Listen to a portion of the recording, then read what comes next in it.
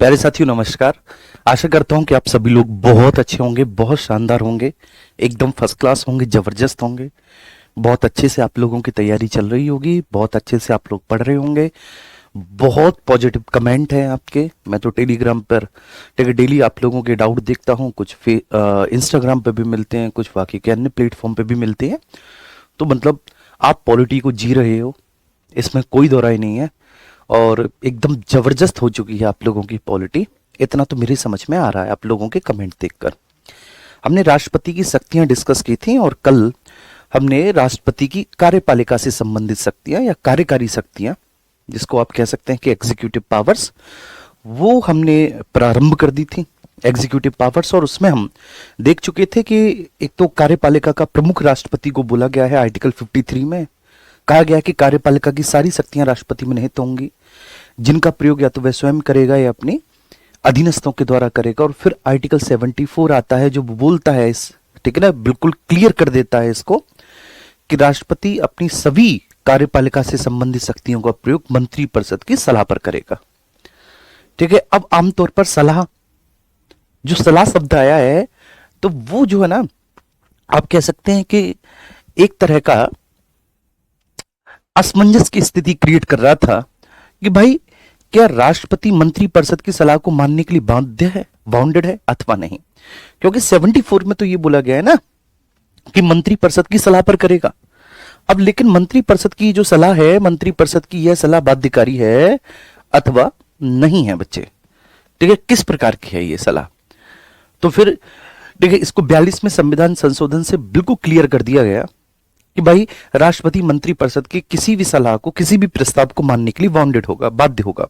लेकिन फिर उसके बाद जो 44वां संविधान संशोधन हुआ 1978 में, उसमें ये बोला कि ठीक है, एक बार राष्ट्रपति मंत्रिपरिषद के किसी भी प्रस्ताव को पुनर्विचार के लिए लौटा सकता है, लेकिन अगर वह पुनर्विचार के बाद फिर से राष्ट्रपति के पास आता है तो राष्ट्रपति उस पर स्वीकृति देने के लिए बाध्य है।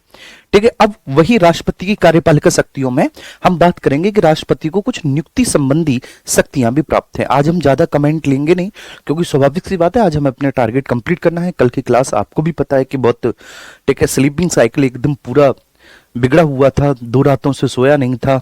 ठीक है, तो वो साफ पता चल रहा था, लेकिन आज हम उसकी भरपाई करेंगे। ठीक है, चलिए।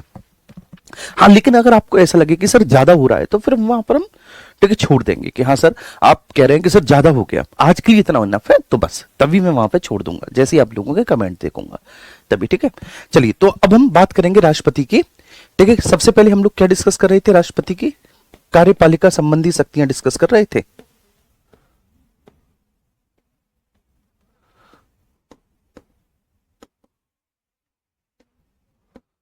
कार्यपालिका संबंधी शक्तियां डिस्कस कर रहे थे। और राष्ट्रपति की कार्यपालिका संबंधी शक्तियों में, ठीक है, सबसे पहले हम लोग डिस्कस करने जा रहे हैं बच्चे, ठीक है, कि राष्ट्रपति की नियुक्तियां संबंधी अधिकार क्या है। नियुक्तियां संबंधी अधिकार क्या है बच्चे राष्ट्रपति के? और देखो, ये सारी चीजें आप कहीं ना कहीं पढ़ चुके हो। ठीक है, ये सब पढ़ चुके हो, बस आप स्पेशली इनको राष्ट्रपति की शक्तियों के तौर पर पढ़ रहे हो। तो आप इनको कभी ना कभी, कहीं ना कहीं बच्चे, ठीक है, अभी तक अपनी इस यात्रा में पढ़ चुके हो, तो इसलिए जो ना अब बड़ा अच्छे से क्लियर हो जाएगा।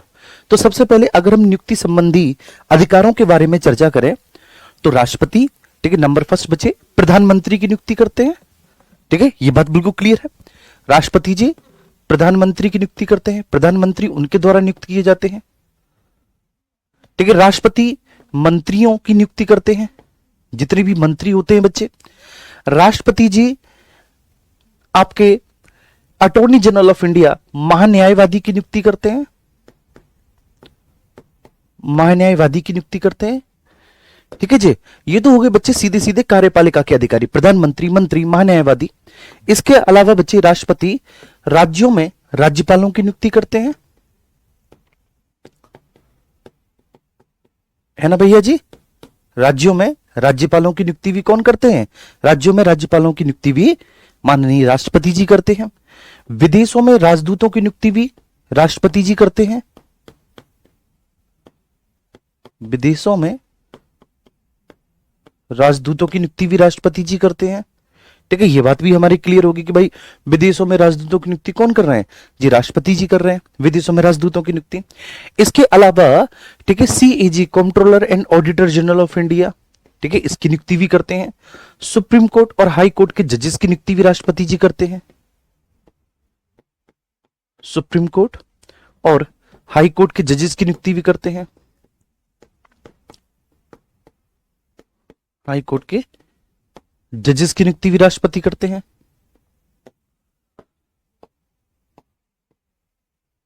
चलिए हो गया भैया, इतना हो गया। सुप्रीम कोर्ट और हाई कोर्ट के जजेस की नियुक्ति भी करते हैं। अब इसके बाद फिर नेक्स्ट हम बात करें कि सीएजी विदेशों में राजदूत, सुप्रीम कोर्ट और हाई कोर्ट के जजेस की नियुक्ति, राज्यों में राज्यपालों की नियुक्ति, विदेशों में राजदूतों की नियुक्ति, विदेशों में राजदूतों की नियुक्ति, महान्यायवादी की नियुक्ति हमारे राष्ट्रपति जी कर रहे होते हैं, मंत्रियों की नियुक्ति, प्रधानमंत्रियों की नियुक्ति मेरे प्यारे बच्चे। और इसके अलावा अगर मैं बात करूं आपका कि बच्चे मुख्य निर्वाचन आयुक्त की नियुक्ति करते हैं।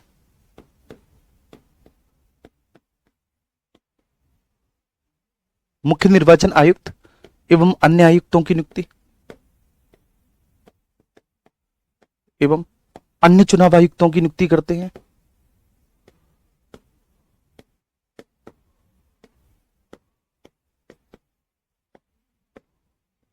अन्य चुनाव आयुक्तों की नियुक्ति करते हैं। ठीक है, नेक्स्ट आगे चलेंगे बच्चे। हमारे जो राष्ट्रपति जी हैं वह वित्त आयोग के अध्यक्ष की नियुक्ति करते हैं। इनफैक्ट वित्त आयोग का गठन ही करते हैं पूरा का पूरा प्रत्येक 5 वर्ष के अंतराल पर। वित्त आयोग का गठन करते हैं, पूरे के पूरे वित्त आयोग की नियुक्ति करते हैं माननीय राष्ट्रपति जी। तो राष्ट्रपति को बच्चे ये जो है ये नियुक्ति संबंधी अधिकार भी है। ठीक है, ये सारे नियुक्ति संबंधी अधिकार भी किसको हैं भैया जी? राष्ट्रपति जी को हैं। तो राष्ट्रपति जी बच्चे इन सब लोगों की, ठीक है, हालांकि इनकी एक लंबी लिस्ट है, इनकी एक लंबी लिस्ट है, लेकिन जो प्रमुख प्रमुख पद हैं उन प्रमुख प्रमुख पदों के बारे में ठीक है हमने यहां पर डिस्कस कर लिया। चलिए, तो ये बात आ रही है, सभी की समझ में आ रही है? क्लियर है? एक बार बताएंगे, यहां तक किसी को कोई दिक्कत तो नहीं बच्चे? चलिए, तो राष्ट्रपति जी की ये हो गई कार्यपालिका संबंधी शक्तियां। इसमें कार्यपालिका से संबंधित क्या क्या शक्तियां हैं वो हमने डिस्कस करी। और फिर राष्ट्रपति को नियुक्ति संबंधी अधिकार भी हैं, ठीक है, वह भी हमने डिस्कस की। और नियुक्ति संबंधी अधिकारों में ठीक है इतना बहुत है आपके लिए, ठीक है सर। हाँ, कि सुप्रीम कोर्ट और हाई कोर्ट के जजेस हो गए, सीएजी हो गए, विदेशों में राजदूत हो गए, राज्यों में राज्यपाल हो गए, महान्यायवादी, मंत्री, प्रधानमंत्री, मुख्य निर्वाचन आयुक्त एवं अन्य चुनाव आयुक्त और वित्त आयोग का गठन। ठीक है, ये तो राष्ट्रपति के द्वारा किया जाता है। अब हम आगे चलेंगे और आगे हम डिस्कस करेंगे राष्ट्रपति की विधायी शक्तियां। अब विधायी शक्तियां का मतलब क्या हुआ? Legislative powers. ठीक है बाबू, विधायी शक्तियां मतलब क्या हुआ? विधायी शक्तियों का मतलब है राष्ट्रपति की लेजिस्लेटिव पावर्स। लेजिस्लेटिव पावर्स, राष्ट्रपति की विधायी शक्तियां। अब इस लेजिस्लेटिव पावर्स का मतलब क्या होता है कि भाई राष्ट्रपति जी की कानून के निर्माण से संबंधित शक्तियां।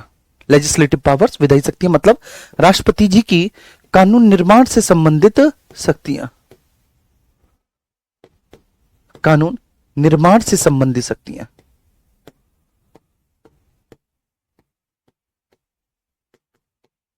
कानून निर्माण से संबंधित शक्तियां राष्ट्रपति की, इसको हम लोग कहेंगे लेजिस्लेटिव पावर्स, कानून निर्माण से संबंधित शक्तियां। अब यहां पर आपको बहुत सारी चीजें समझनी है। सबसे पहले आप ये समझेंगे आर्टिकल 79 में जहां पर संसद के गठन की बात कही गई है, वहां पर क्या बोला है कि भाई संसद लोकसभा, राज्यसभा और राष्ट्रपति से मिलकर बनेगी। तो सबसे पहला पॉइंट क्या है बच्चे कि राष्ट्रपति संसद का एक अभिन्न अंग है। राष्ट्रपति संसद का अभिन्न अंग है, अभिन्न अंग है, अभिन्न अंग है। दूसरा, कोई भी साधारण विधेयक, कोई भी साधारण विधेयक उसकी स्वीकृति के बिना कानून नहीं बन सकता। उसकी स्वीकृति के बिना कानून नहीं बन सकता, आप सब लोग जानते हैं। कोई भी साधारण विधेयक उसकी स्वीकृति के बिना कानून नहीं बन सकता।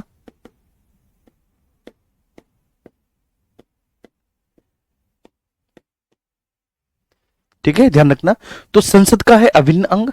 कोई भी साधारण विधेयक, कोई भी ऑर्डिनरी बिल, कोई भी साधारण विधेयक उसकी स्वीकृति के बिना कानून नहीं बन सकता मेरे प्यारे बच्चे। ठीक है, बिल्कुल क्लियर है। ठीक है, ये बात क्लियर है।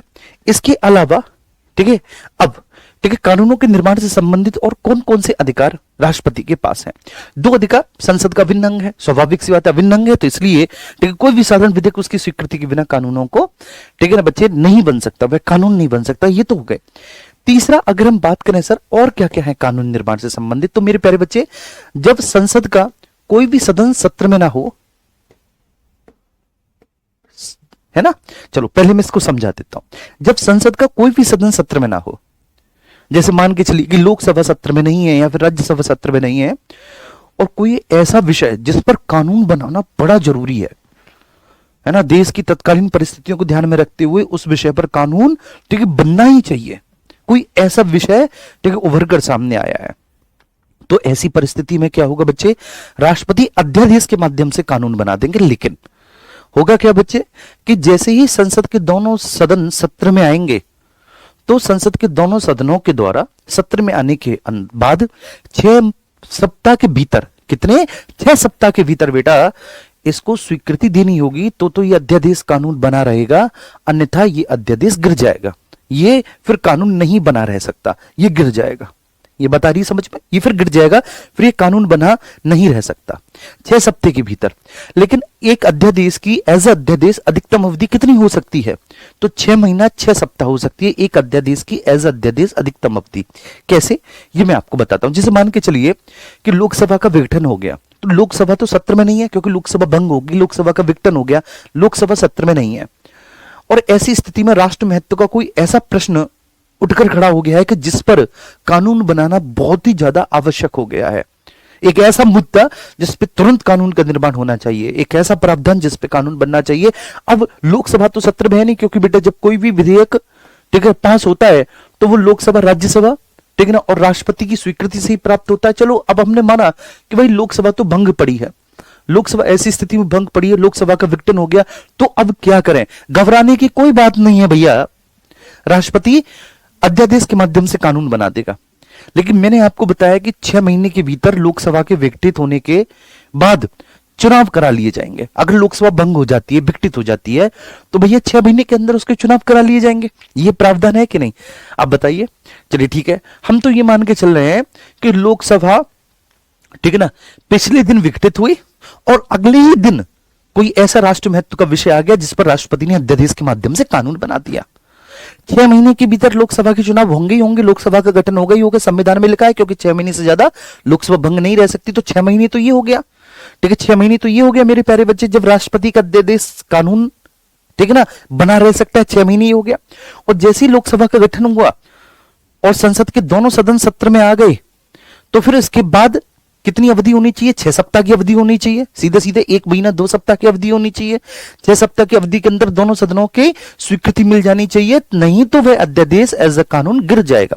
और अगर वह एज अ कानून कंटिन्यू रखना चाहता है राष्ट्रपति का वह अध्यादेश, तो भैया सदनों के सत्र में आने के 6 सप्ताह के भीतर उसको दोनों सदनों की स्वीकृति मिल जानी चाहिए। तो इधर तो 6 महीना ये हो गया और 6 सप्ताह वो हो गया। तो इसलिए कोई भी अध्यादेश जो है वो अधिकतम 6 महीने 6 सप्ताह तक कानून बना रह सकता है, और संसद के सत्र में आने के अधिकतम 6 सप्ताह तक कानून बना रह सकता है। ठीक है ना, तो संसद का, अब मैं ये राष्ट्रपति की अध्यादेश संबंधी शक्ति के बारे में बात कर रहा हूं, जो भारतीय संविधान के आर्टिकल 1, 2, 3 में डिस्कस की गई है। ठीक है, तो 1, 2, 3 को मैं यहीं पर पढ़ा दे रहा हूं, आप ये मान के चलो कि 1, 2, 3 को मैं यहीं पर पढ़ा दे रहा हूं। तो संसद का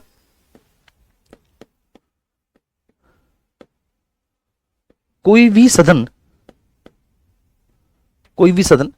यदि सत्र में नहीं है, संसद का कोई भी सदन यदि सत्र में नहीं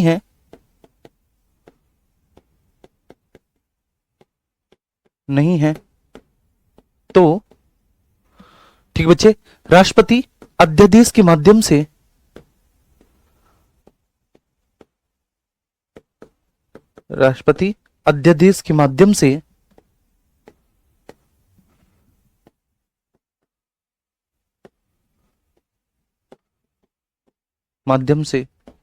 कानून का निर्माण कर सकता है,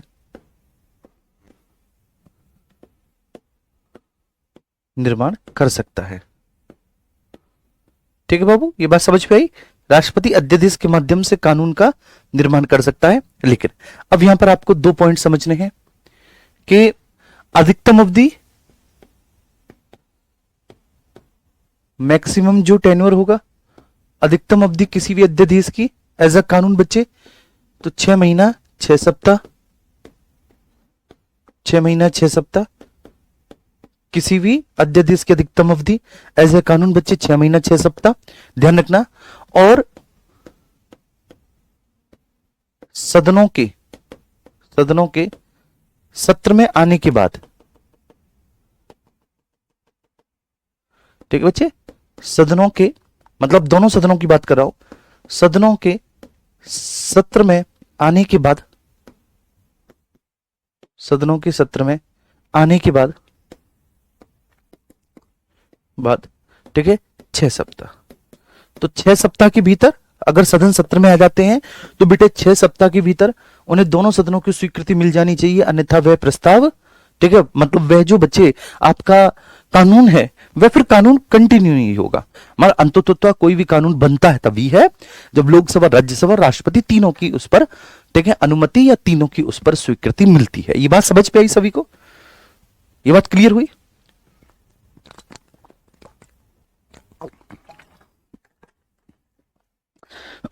ठीक है, एक बार सभी लोग बताएंगे, यहां तक क्लियर करेंगे। तो बड़ी सिंपल सी बात है, हमने 2-3 चीजें डिस्कस करी।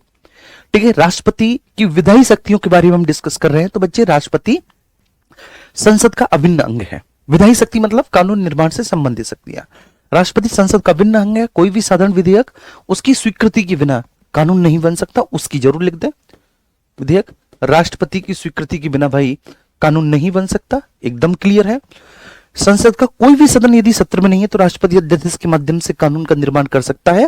ठीक है, इसका उल्लेख भारतीय संविधान के आर्टिकल 1, 2, 3 में किया गया है। लेकिन उसकी अधिकतम अवधि क्या होगी, वो अधिकतम अवधि भी मैंने आपको बहुत अच्छे से समझा दी। ठीक है, अब हम आगे बढ़ते हैं मेरे प्यारे बच्चे। अब आगे बढ़ने के क्रम में अब 2-3 चीजों को समझना, ठीक है, जो मैं आपको समझाना चाहता हूं। बहुत अच्छे से ये चीज आपको समझनी है, बहुत बढ़िया से इस पर बहुत अच्छे से आपको फोकस करना है मेरे प्यारे बच्चे।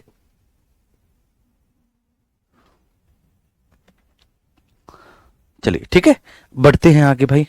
बहुत अच्छे से फोकस करना है, आप सब लोग इस पर फोकस करेंगे। अब सवाल ये उठता है, ठीक है, हम राष्ट्रपति की विधायी शक्तियों के बारे में बात कर रहे हैं। सवाल ये उठता है भाई कि ठीक है, राष्ट्रपति के कानून निर्माण से संबंधित शक्तियां ये हैं। राष्ट्रपति संसद का अभिन्न अंग है।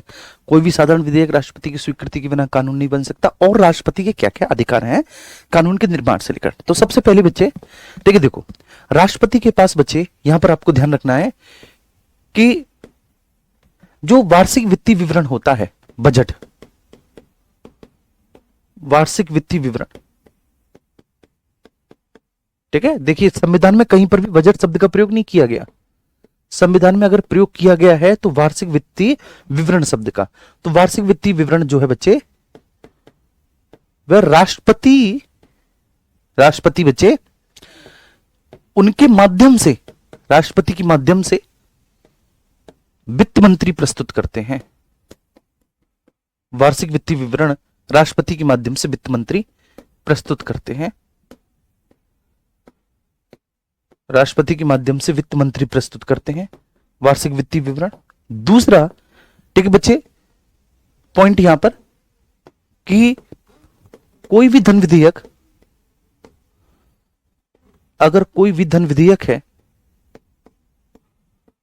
कोई भी धन विधेयक है, कोई भी धन विधेयक है ना बच्चे, तो उस पर राष्ट्रपति की पूर्व स्वीकृति ली जाती है। राष्ट्रपति की पूर्व स्वीकृति से ही प्रस्तुत किए जाते हैं।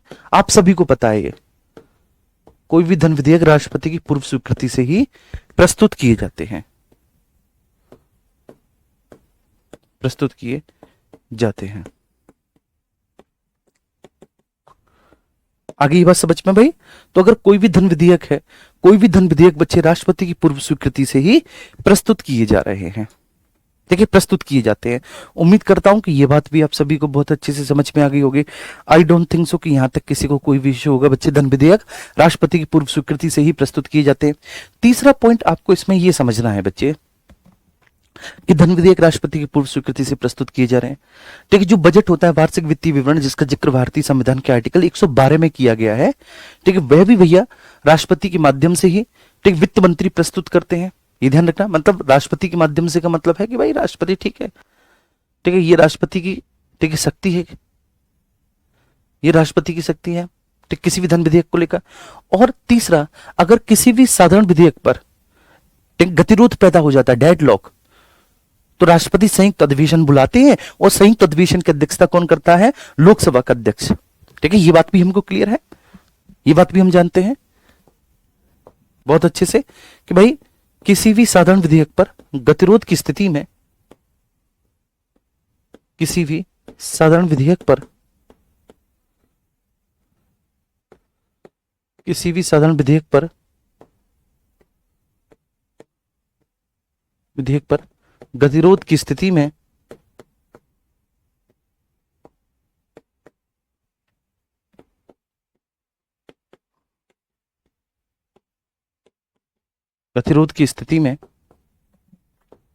राष्ट्रपति,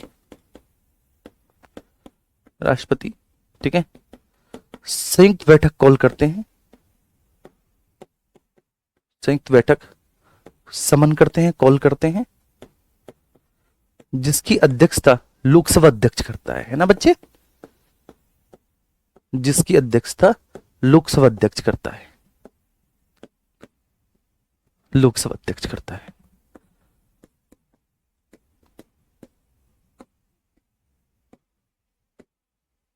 लोकसभा अध्यक्ष करता है।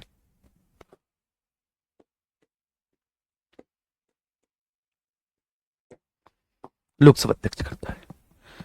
तो किसी भी साधारण विधेयक पर गतिरोध की स्थिति में राष्ट्रपति संयुक्त बैठक कॉल करते हैं और इस संयुक्त बैठक की अध्यक्षता कौन कर रहा होता है? ठीक है, इसकी अध्यक्षता लोकसभा अध्यक्ष करता है। ये बात समझ में आ रही है? ये बात क्लियर है?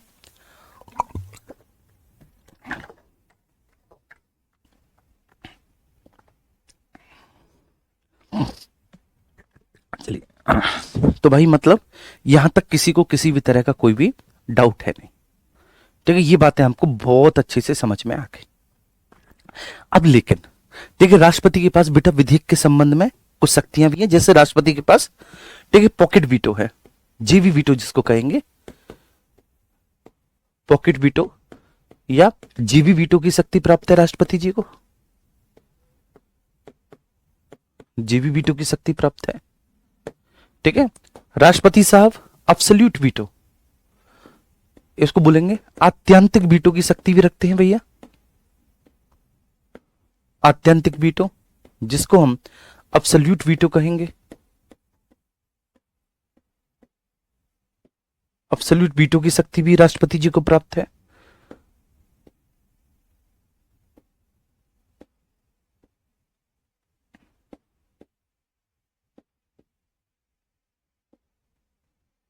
ठीक है, चलिए, अब्सोल्यूट वीटो, इसको बेटा हम पॉकेट वीटो ही कहेंगे। पॉकेट वीटो, पॉकेट वीटो, ठीक है, पॉकेट वीटो की भी शक्ति प्राप्त है। थोड़ा सा अच्छे से लिख लेते हैं इसको, पॉकेट वीटो को, है ना, बढ़िया से।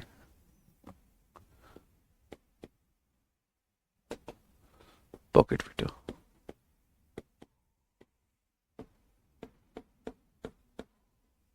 पॉकेट वीटो, पॉकेट वीटो, आत्यंतिक वीटो।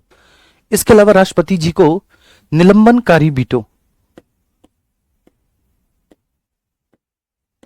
निलंबनकारी वीटो, वीटो जिसको कि हम लोग कहेंगे सस्पेंशन वीटो, वीटो। ठीक है, राष्ट्रपति जी को ये भी शक्ति प्राप्त है। चलिए, अब सबसे पहली बात है मेरे प्यारे बच्चे कि पॉकेट वीटो।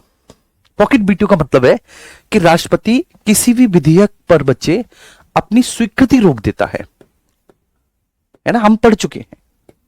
राष्ट्रपति किसी भी विधेयक पर अपनी स्वीकृति रोक देता है, स्वीकृति रोक देता है, या फिर आप कह सकते हैं कि वह अपने टेबल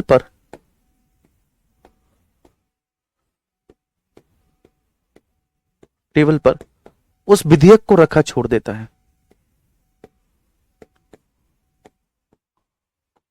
रखा छोड़ देता है।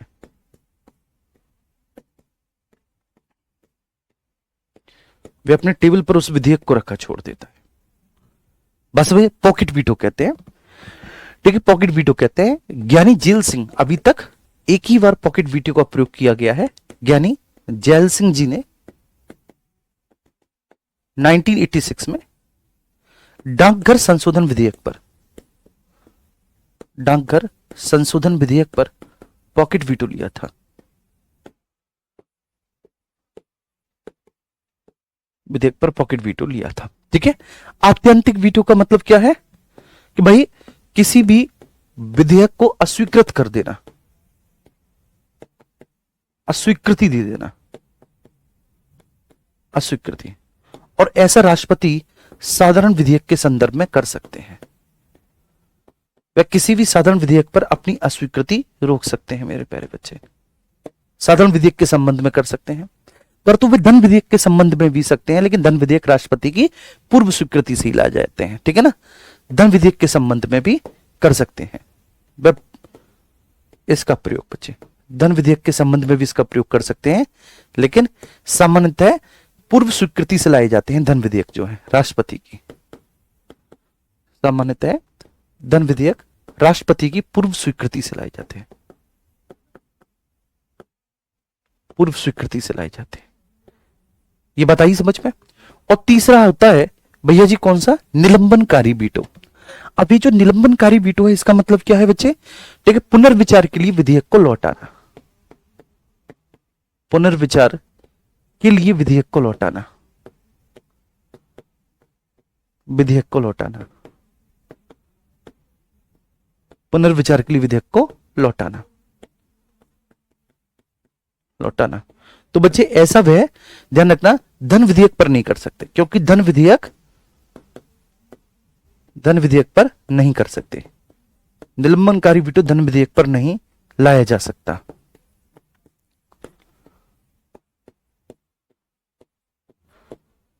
निलंबनकारी वीटो धन विधेयक पर नहीं लाया जा सकता। धन विधेयक पर नहीं लाया जा सकता।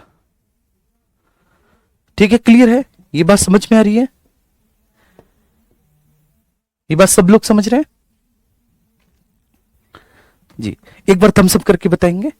ठीक है, एक बार थम्स अप करके बताएंगे कि ये बात सभी के समझ में आ रही है ना? प्लीज बच्चे।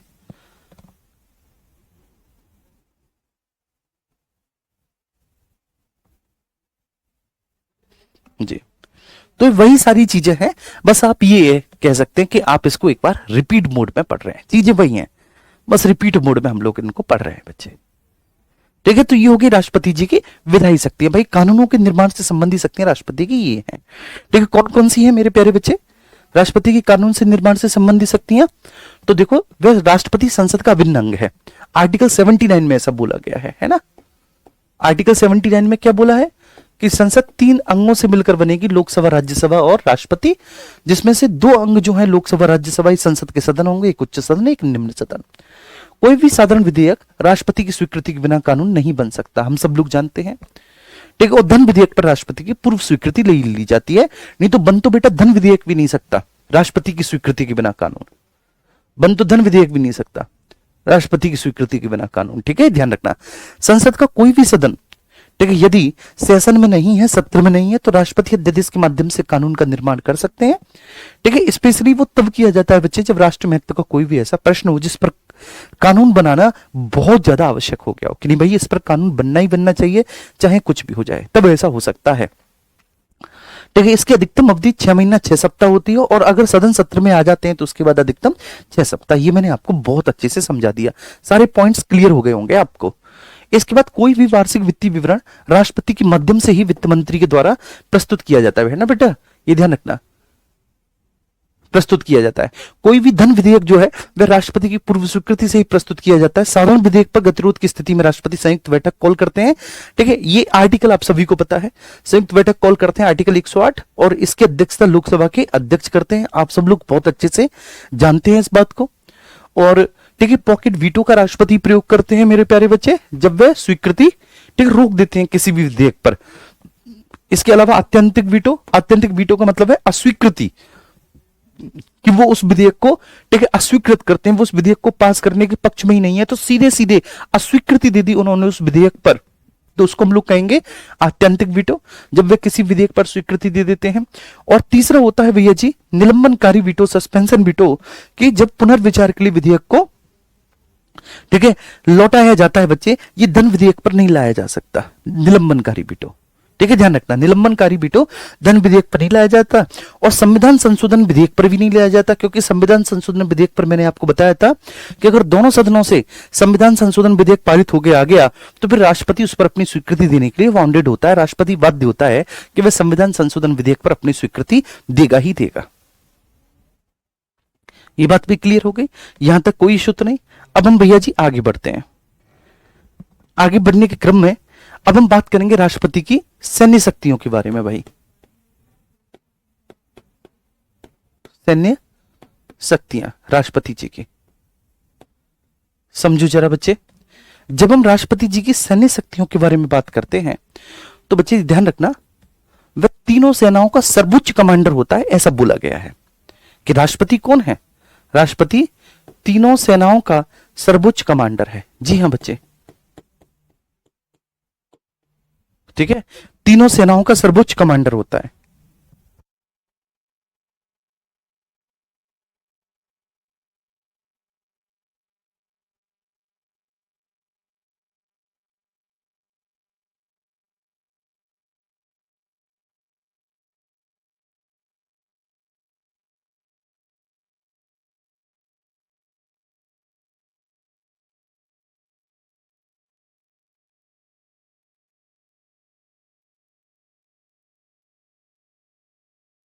जी ठीक है बेटा, तो क्या बोला गया है सैन्य शक्तियों में कि वो भाई तीनों ही सेनाओं का सर्वोच्च कमांडर होता है, तीनों सेनाओं का सर्वोच्च कमांडर होता है।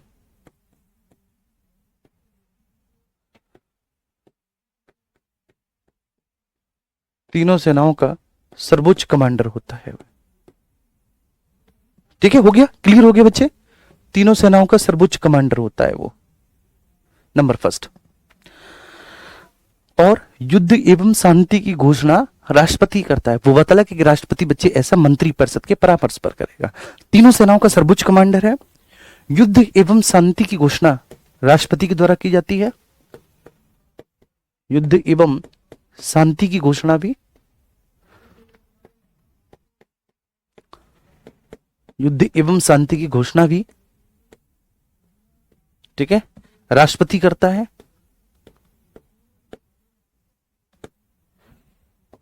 युद्ध एवं शांति की घोषणा भी बच्चे कौन करता है, राष्ट्रपति करता है। ये बात हम सबको बहुत अच्छे से ध्यान रखनी है बच्चे, युद्ध और शांति की घोषणा राष्ट्रपति कर रहा है। अब तीसरा पॉइंट आपको बहुत अच्छे से समझना है बच्चे, आर्टिकल 114 में बोला गया है, और क्या बोला गया है कि भाई वह विधि के प्राधिकार के बिना कुछ भी ऐसा नहीं कर सकता। ठीक है, तीनों सेनाओं का सर्वोच्च कमांडर है, युद्ध एवं शांति की घोषणा भी राष्ट्रपति करता है, और यहां पर ब्रैकेट में लिख लेंगे आप कि वो ऐसा मंत्रिपरिषद के परामर्श पर ही करेगा। ठीक है, मंत्रिपरिषद के परामर्श पर ही करता है। ये बात भी सच है कि वह मंत्रिपरिषद के परामर्श पर ही करता है, मंत्रिपरिषद के परामर्श पर करता है वो, ये बात बिल्कुल सच है।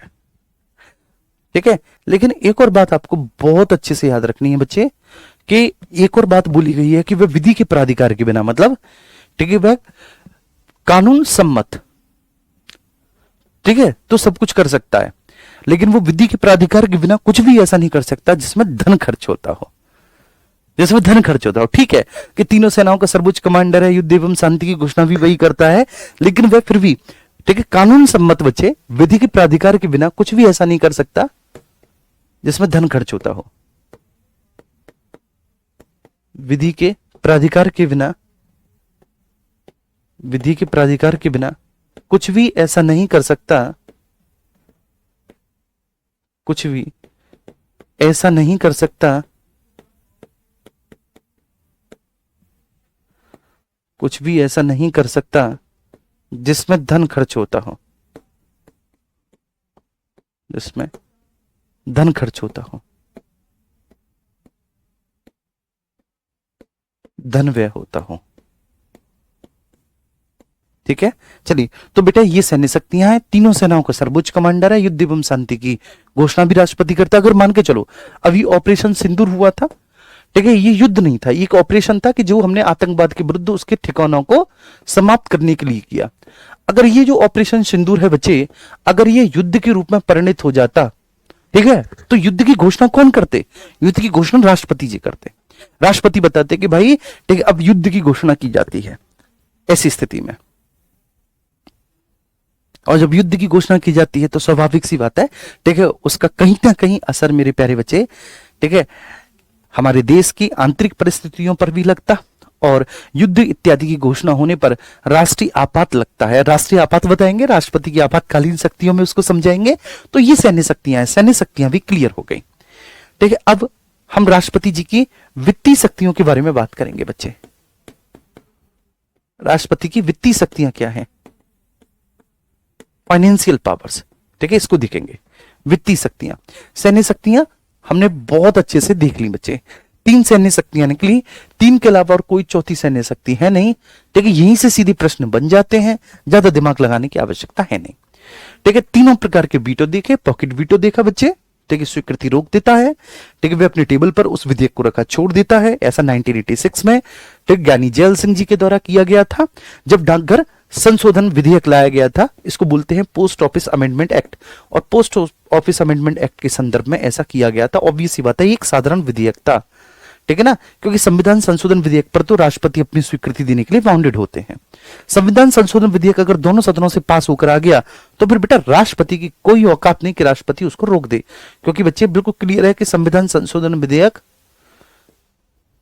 ठीक है, संविधान संशोधन विधेयक पर राष्ट्रपति को अपनी स्वीकृति देनी ही होती है अगर वे दोनों सदनों से पारित होकर आ गया तो।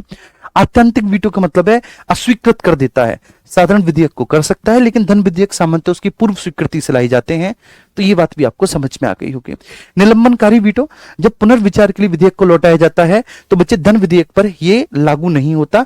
और संविधान संशोधन विधेयक के बारे में आप जानते हैं कि संविधान संशोधन विधेयक अगर एक बार राष्ट्रपति के पास आ गया तो फिर राष्ट्रपति स्वीकृति के लिए बाध्य है, राष्ट्रपति को उस पर अपनी स्वीकृति देनी ही पड़ेगी, एकदम क्लियर है। ठीक है जी, अब इसके बाद फिर हम, ठीक है, ये हमारा क्लियर ही हो गया।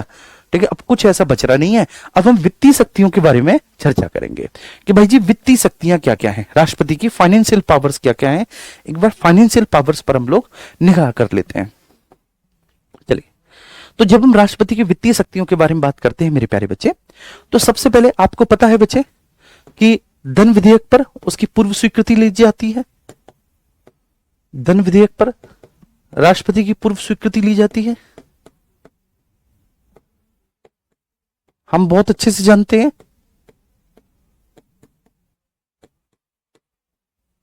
राष्ट्रपति की पूर्व स्वीकृति ली जाती है धन विधेयक पर। दूसरा, वित्तीय शक्तियों में अगर हम बात करें कि भैया जी बजट जो है, जिसको आप वार्षिक वित्तीय विवरण कहेंगे, वार्षिक वित्तीय विवरण, बजट विवरण, वह राष्ट्रपति के माध्यम से ही वित्त मंत्री के द्वारा प्रस्तुत किया जाता है। माध्यम से वित्त मंत्री के द्वारा प्रस्तुत किया जाता है। अब कुछ लोग कहेंगे सर ये डबल डबल आप रिपीट क्यों कर रहे हो? अबे मेरे प्यारे बच्चे, ठीक है, ये शक्तियां हैं राष्ट्रपति की। अब ये राष्ट्रपति की शक्तियां हैं बच्चे, ठीक है, तो ये राष्ट्रपति की शक्तियां हम विधायी शक्तियों में भी डिस्कस करेंगे और वित्तीय शक्तियों में भी डिस्कस करेंगे, क्योंकि हैं तो ये किसी भी विधेयक से संबंधित। ठीक है, ध्यान रखना। तो बोल देते सर डबल डबल, तो बेटा वो डबल डबल नहीं है, ठीक है, ये ध्यान रखना, वो ऐसा होता है। तो राष्ट्रपति के माध्यम से वित्त मंत्री द्वारा प्रस्तुत किया जाता है, द्वारा प्रस्तुत किया जाता है बच्चे। इसके अलावा वित्तीय शक्तियों में अगर हम बात करें तो आकस्मिक निधि पर, जो 267 में है आकस्मिक निधि, उस पर राष्ट्रपति का ही कंट्रोल होता है।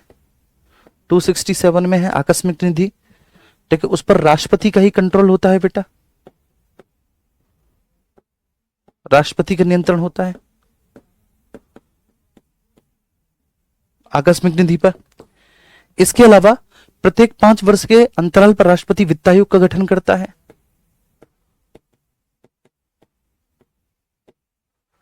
प्रत्येक 5 वर्ष के अंतराल पर राष्ट्रपति वित्त आयोग का गठन करता है।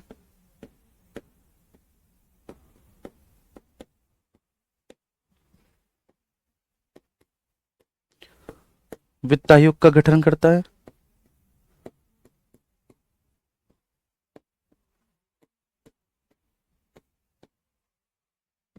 ठीक है, ये बात आई समझ में आप सभी को बच्चे, कि प्रत्येक 5 वर्ष के अंतराल पर वह वित्त आयोग का गठन करता है। एक अध्यक्ष होता है, 4 अन्य सदस्य होते हैं इस वित्त आयोग में। तो ये वित्तीय शक्तियां हैं। ठीक है, चलिए, धन विधेयक पर उसकी पूर्व स्वीकृति ले ली जाती है। वार्षिक वित्तीय विवरण के बारे में ये बोला गया है। आकस्मिक निधि पर उसी का नियंत्रण होता है। बेटा, वित्त आयोग का गठन, ठीक है, राष्ट्रपति ही करता है, स्वाभाविक सी बात है। नेक्स्ट आगे, वित्तीय आपात की उद्घोषणा भी वही करता है, राष्ट्रपति। लेकिन अभी तक कभी भी हमारे यहां पर वित्तीय आपात का लगा नहीं है, ठीक है, नहीं, लेकिन वित्तीय आपात की उद्घोषणा भी राष्ट्रपति के द्वारा की जाती है।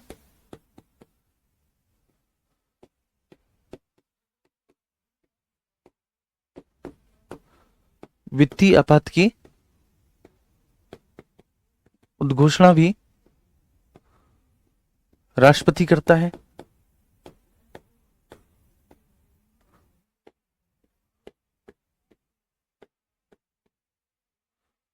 ठीक है, कौन करता है बच्चे? वित्तीय आपात की उद्घोषणा राष्ट्रपति करता है। वित्तीय आपात की उद्घोषणा, ये राष्ट्रपति की वित्तीय पावर है, फाइनेंशियल पावर्स है। ठीक है, यही अधिकार है राष्ट्रपति को फाइनेंस से संबंधित। ठीक है, जो मैंने यहां पर आपके सामने डिस्कस किए। ठीक है, कोई भी धन विधेयक राष्ट्रपति की पूर्व स्वीकृति से वार्षिक वित्तीय विवरण राष्ट्रपति के माध्यम से वित्त मंत्री द्वारा प्रस्तुत किया जाता है। ठीक है, आकस्मिक निधि पर बच्चे जिसका जिक्र 267 में है, आकस्मिक निधि पर राष्ट्रपति का ही नियंत्रण होता है। प्रत्येक 5 वर्ष के अंतराल पर राष्ट्रपति वित्त आयोग का गठन करते हैं, ये भी बात सत्य है बच्चे। वित्त आयोग का कार्य ये होता है मेरे प्यारे बच्चे, केंद्र और राज्यों के बीच में, विभिन्न राज्यों के बीच में करों के निर्धारण से संबंधित अपने सुझाव इत्यादि देना, ये वित्त आयोग है। आगे हम पढ़ाएंगे वित्तीय आपात की उद्घोषणा भी, ठीक है, राष्ट्रपति करता है। ठीक है, वित्तीय आपात की उद्घोषणा भी राष्ट्रपति करता है। और कुछ ऐसी वित्तीय शक्तियां हैं नहीं राष्ट्रपति की, बस यही वित्तीय शक्तियां हैं राष्ट्रपति की मेरे प्यारे बच्चे। ठीक है, जो कि मैंने आपके सामने, ठीक है, बता दी बस। अब राष्ट्रपति की न्यायिक शक्तियों के बारे में बात करेंगे, लेकिन न्यायिक शक्तियों के बारे में हम कल बात करेंगे। आज के लिए मेरे हिसाब से इतना मोर देन इनफ है। ठीक है, आप इतना ही अगर, ठीक है, रिवाइज कर लें तो मोर देन इनफ है। ठीक है, इससे और इससे क्या होगा कि जो आपके पुराने जो कॉन्सेप्ट हैं वो भी क्लियर हो जाएंगे। ठीक है, एक बार मैं, ठीक है, फिर से 2 मिनट में पूरा रिवाइज कर देता हूं। वित्तीय शक्तियां राष्ट्रपति की क्या क्या है? राष्ट्रपति की वित्तीय शक्तियां, धन विधेयक राष्ट्रपति की पूर्व स्वीकृति से लाए जाते हैं। आप सभी को पता है कि धन विधेयक राष्ट्रपति की पूर्व स्वीकृति से लाए जाते हैं, हमेशा लोकसभा में ही लाए जाएंगे, है ना बच्चे। और कोई भी विधेयक धन विधेयक है अथवा नहीं, इसको प्रमाणित कौन करेगा? लोकसभा का अध्यक्ष इसको प्रमाणित करता है। लोकसभा के अध्यक्ष के पास ऐसी पावर होती है। धन विधेयक, ठीक है, जिनको बच्चे राज्यसभा, ठीक है, केवल अधिकतम 14 दिनों तक के लिए रोक सकती है और इससे ज्यादा कुछ नहीं। और राष्ट्रपति बच्चे क्योंकि पूर्व स्वीकृति से लाए जाते हैं राष्ट्रपति, और राष्ट्रपति इस पर निलंबनकारी वीटो नहीं ले सकता। ठीक है जी। वार्षिक वित्तीय विवरण जो है, जिसको आप बजट कहेंगे, बजट भी बेटा एक प्रकार का धन विधेयक है, ये बात आपको ध्यान रखनी है। राष्ट्रपति के माध्यम से वित्त मंत्री के द्वारा प्रस्तुत किया जाता है। बजट भी बच्चे सबसे पहले लोकसभा में ही लाया जाता है। ठीक है, इसके बाद आकस्मिक निधि, ये क्या होती है बच्चे? आकस्मिक निधि ये होती है कि भाई, ठीक है ना, ऐसी कुछ कंडीशंस आ जाती हैं जहां पर धन खर्च करने की तत्काल आवश्यकता होती है। जैसे कोई प्राकृतिक आपदा आ गया, तो प्राकृतिक आपदा की स्थिति में तुरंत धन खर्च करने की आवश्यकता है। अब ऐसी में बच्चे जब धन खर्च किया जाता है तो विनियोग विधेयक पारित किया जाता है धन खर्च करने के रिगार्डिंग। अगर संचित निधि से, संचित निधि का मतलब होता है कि सरकार का पर्स है, सरकार का बटुआ है संचित निधि, जिसमें सरकार को प्राप्त होने वाली जितनी भी सोर्सेस से है आय, ठीक है, वो संचित निधि में होती है। तो संचित निधि में आय भी होती है और उससे खर्चा भी होता है संचित निधि। लेकिन संचित निधि से खर्चा आप तभी कर सकते हैं जब उसके संबंध में विनियोग विधेयक लाया जाए। लेकिन अगर कोई ऐसा बच्चे, ठीक है ना, प्राकृतिक आपदा आ गई, कोई ऐसी घटना हो गई कि तुरंत हमें वहां पर राहत कार्यों के लिए रुपए खर्च करने की आवश्यकता है, तो क्या हम संसद में विनियोग विधेयक लाते फिरेंगे? नहीं। तुरंत राष्ट्रपति क्या करेगा बच्चे, अपनी आकस्मिक निधि से, ठीक है ना, वहां पर रुपया पैसा खर्च करेगा जिससे कि वहां पर राहत कार्यों को अंजाम दिया जा सके। तो आकस्मिक निधि पर उसी का नियंत्रण होता है, राष्ट्रपति का ही नियंत्रण होता है। राष्ट्रपति को आकस्मिक निधि से बच्चे कई परिस्थितियों में खर्च करना होता है, खासकर किसी आकस्मिक, ठीक है ना, घटना होने पर या कोई प्राकृतिक आपदा, ठीक है। प्रत्येक 5 वर्ष के अंतराल पर राष्ट्रपति भैया जी वित्त आयोग का गठन भी करता है। प्रत्येक 5 वर्ष के अंतराल पर राष्ट्रपति वित्त आयोग का गठन कर रहा है, वित्त आयोग का गठन करता है, ठीक है। ये भी बात है और उम्मीद करता हूं ये भी बात आपको बहुत अच्छे से समझ में आ गई होगी। वित्तीय आपात की उद्घोषणा भी राष्ट्रपति के द्वारा की जाती है, ठीक है, राष्ट्रपति करता है बच्चे वित्तीय आपात की उद्घोषणा। अच्छा, एक बच्चे पूछ रहा है सर वित्तीय आपात बेटा आर्टिकल 360 में है, लेकिन ऐसा वो करेगा मंत्रिपरिषद के परामर्श पर ही, ठीक है, लेकिन है वित्तीय आपात बेटा आर्टिकल 360 में। बड़ी बेसिक सी बात है ये तो, है ना। चलिए, सैन्य शक्तियां तीनों सेनाओं का सर्वोच्च कमांडर होता है। जी हाँ, तीनों सेनाओं का सर्वोच्च कमांडर है। वैसे आज तक वैसा भी गोली ना चलाई हो राष्ट्रपति ने, लेकिन फिर भी, ठीक है, हमारे देश का संविधान उसको तीनों सेनाओं का सर्वोच्च कमांडर घोषित करता है। युद्ध एवं शांति की घोषणा भी राष्ट्रपति करता है। युद्ध एवं शांति की घोषणा भी राष्ट्रपति के द्वारा की जाती है, राष्ट्रपति करता है, ठीक है। और विधि प्राधिकार के बिना वो ऐसा कुछ भी नहीं कर सकता जिसमें धन खर्च होता हो। जी हाँ, ठीक है, ये भी बात है कि भाई वो कुछ ऐसा नहीं कर सकेगा धन खर्च होता हो। चलो, तो ऐसा ही करना है जिसमें धन खर्च ना हो। चलो बच्चे, ठीक है, तो पिछले वाला 2-3 बार समझा चुके हैं। उम्मीद करता हूं कि क्लास में ही आपको सब कुछ याद हो गया होगा, ठीक है। चलो, थैंक यू सो मच, फिर कल मिलेंगे, है ना बच्चे। थैंक यू, ख्याल रखो तब तक आप अपना, सभी लोग।